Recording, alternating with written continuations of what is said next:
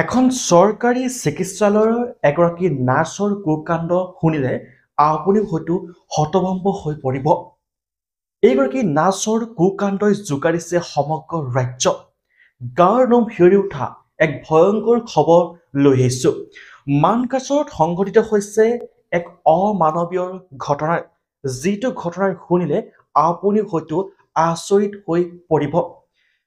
মানকাছাৰৰ শিঙিমাৰী জিলা চিকিৎসালয়ৰ এগৰাকী নাৰ্ছ, যিগৰাকী নাৰ্ছৰ নাম হৈছে মুন্মি।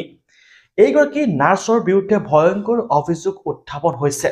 অভিযোগ উত্থাপন হোৱাৰ অনুসৰি এইগৰাকী নাৰ্ছে মাত্ৰ কেইটকামান টকাৰ বিনিময়ত এই চিকিৎসালয়খনৰ ভিতৰত জন্ম হোৱাৰ শিশু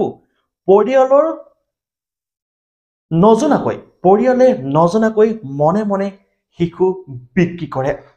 ইয়াৰ উপৰিও এই নাৰ্ছগৰাকীৰ বিৰুদ্ধে আন এক অভিযোগ উত্থাপন হৈছে কিশোৰী যুৱতী, যিসকল যুৱতী গৰ্ভৱতী হয় তেওঁলোকক অতি গোপনে টকাৰ বিনিময়ত গৰ্ভপাত কৰোৱা হয়।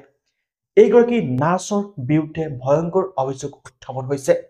ইতিমধ্যে এই নাৰ্ছগৰাকী সহ প্ৰায় 5 গৰাকী নাৰ্ছক এই ঘটনাৰ সন্দৰ্ভত আৰক্ষীয়ে গ্ৰেপ্তাৰ কৰিছে আৰু তদন্ত আৰম্ভ কৰিছে। অভিযোগ উত্থাপন অনুসৰি পৰিয়ালৰ অনুমতি অবিহনে এইগৰাকী নাৰ্ছে শিশুসকলক মাত্ৰ 2 টকামান টকাৰ বিনিময়ত মনে মনে বিক্ৰী কৰে। ধৰা পৰা পাছতে আৰক্ষী কাষ চাপে আৰু আৰক্ষীয়ে এই সম্পূৰ্ণ ঘটনাৰ ওপৰত তদন্ত আৰম্ভ কৰিছে। সঁচাকৈ যদিহে অভিযোগ উত্থাপন হোৱাৰ প্ৰত্যেকটো কথাই সত্য হয়, তেনেহ'লে এগৰাকী নাৰ্ছ কিমান ভয়ংকৰ হ'ব পাৰে আপুনি হয়তো নিশ্চয় গম পাইছে।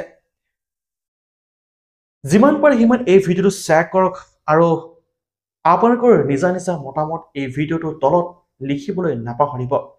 নাৰ্ছ আৰু ডক্টৰক, এইখন চিকিৎসক আৰু নাৰ্ছক এইখন পৃথিৱীত ভগৱান বুলি ভবা হয়, আৰু তেনে ভগৱান ৰূপী মানুহে যদি এনে জঘন্য কাণ্ডসমূহ কৰিবলৈ লয়, তেনেহ'লে মানুহে কাক বিশ্বাসত ল'ব।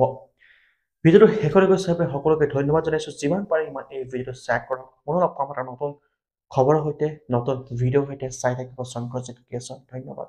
জয় অসম।